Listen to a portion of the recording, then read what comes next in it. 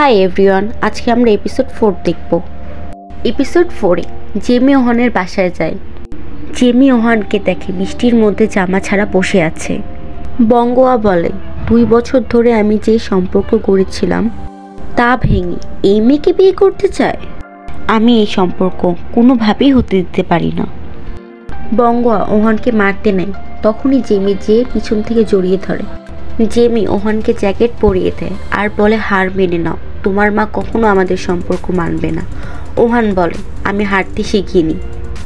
ওহান বলে, আমি কখনো জিতিনি, কিন্তু হারও মানিনি। আপনি শুধু আমাকে একটা ওয়াদা করেন, আমার এই হাত কখনো ছাড়বেন না। জিমি ওহানের হাত ধরে ওয়াদা করে। ওহান তার মাকে বলে জিমি প্রেগনেন্ট, আর প্রেজেন্টে ওহান অজ্ঞান হয়ে থাকে। জিমির এইসব কথা মনে পড়ে যায়। জিমি আর মা হতে পারবে না, আর ওহানের স্বপ্ন অনেকগুলো বাচ্চা নেওয়ার। জিমি অনেক কান্না করতে থাকে। তখনই জিমি হেজুকে জঙ্গলের ভিতরে টেনে নিয়ে যায়। জিমি দেখে পুলিশরা ওহানকে তার সাথে নিয়ে যাচ্ছে। জিমি বলে, আই এম সরি, আমাকে মাফ করে দিও, এখন তোমার হাত আমাকে ছেড়ে দিতে হবে। হেজো বলে, আমি মরে যাব, আমার যাওয়াতে যদি তোমার খুশি হয় তাহলে আমি চলে যাব। জেমি হেজুকে বলে, প্রমিস? হেজু জেমিকে বলে, প্রমিস। তখনই জেমি হেজুকে লাথি মেরে পানিতে ফেলে দেয়, আর জেমি ওইখান থেকে পালিয়ে যায়। হেজু হাসতে হাসতে বলে, এখন যখন জানি আর বাঁচবো না, তখন আরও বেশি বাঁচতে ইচ্ছে করে। রাতের বেলা ওহান বলে, জেমিজির সম্পর্কে কিছু জানতে পেরেছেন? পুলিশ বলে, এবারও তারা গাড়ি রেখে পালিয়ে গেছে। জেমি পুলিশ স্টেশনের বাইরে থেকে ওহানকে ফোন দিচ্ছিল, কিন্তু ওহান ফোন রিসিভ করছিল না। কিছুক্ষণ পরে ওহান ফোন রিসিভ করে। পুলিশদের বলে, জেমিজি ফোন দিয়েছে। জেমি ওহানকে বলছে, আমার ভয় লাগছে, আমি হয়তো বা কখনো ফিরে আসতে পারবো না। ওহান বলে, আপনি কোথায় আমাকে বলেন, আমি আপনাকে নিয়ে আসব। তখন হেজো চলে আসে। হেজো জিমিকে ফোন রেখে দিতে বলে। তখনই পুলিশ বলে, বাইরে থেকে ফোন এসেছে। ওহান বাইরে এসে জিমিকে খুঁজতে শুরু করে।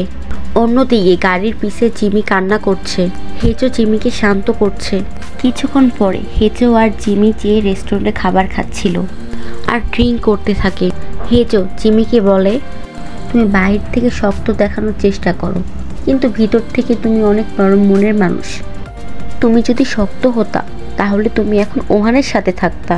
মা না হওয়া একটা বাহানা। জেমি বলে, আমি হয়তো বা খুশি থাকতে পারবো না, আমার মনে হয় আমি ওহানের কাছ থেকে সব কিছু কেড়ে নিব। পরিবারের মান সম্মান চলে যাবে, আমাদের সাথে এই বংশ শেষ হয়ে যাবে। আমি কারো কষ্টের কারণ হতে চাই না।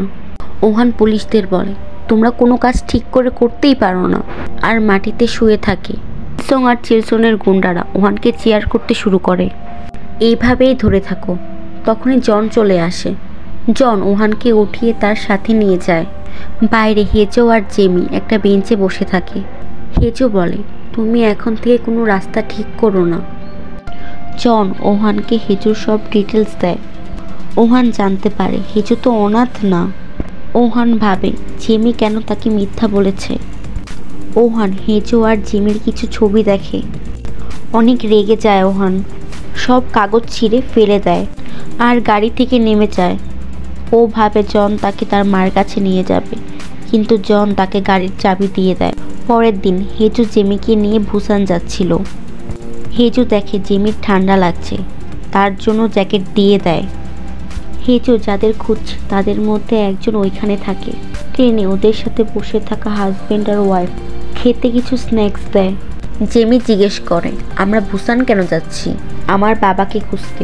আমার কাছে 5 নাম আছে, যাদের মধ্যে একজন আমার বাবা। প্রথম জন তো আমার বাবা না, দ্বিতীয় জনের খুঁজে যাচ্ছি।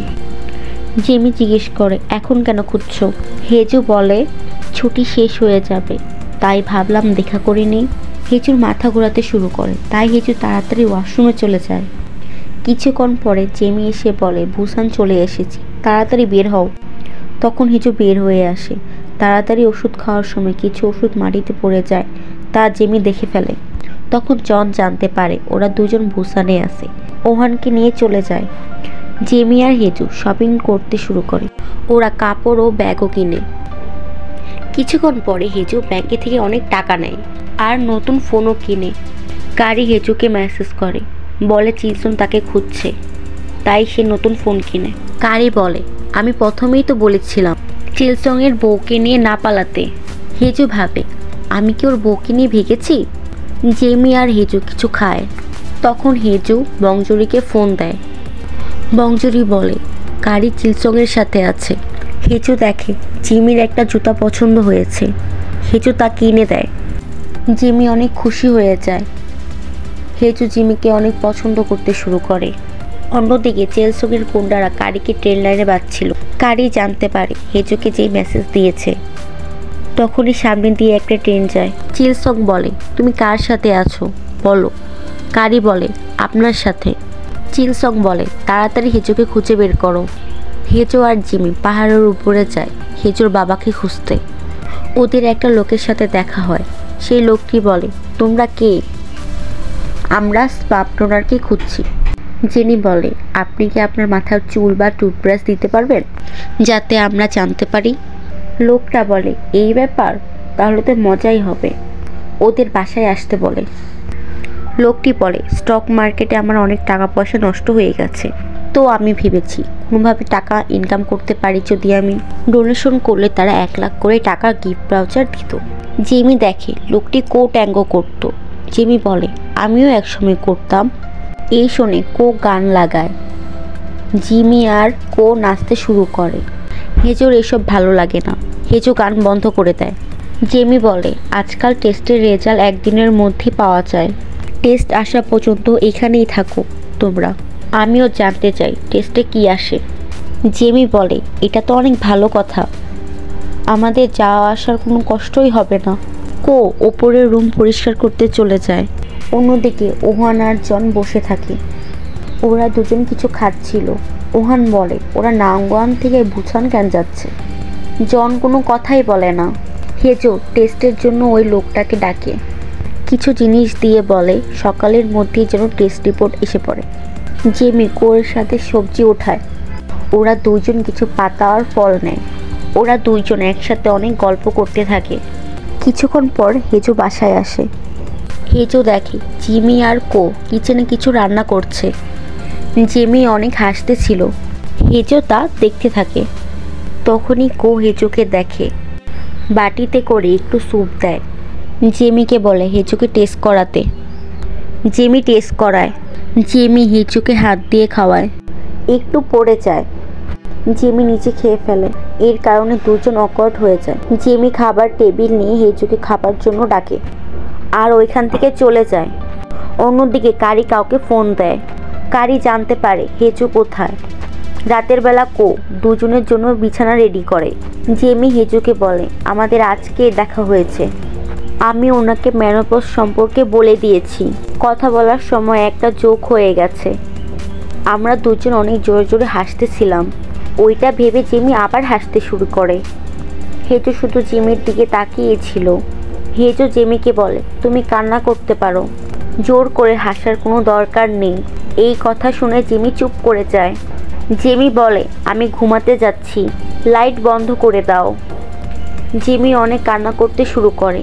হেজো জিমির পাশে যায়, জিমিকে শান্ত করতে নেয়।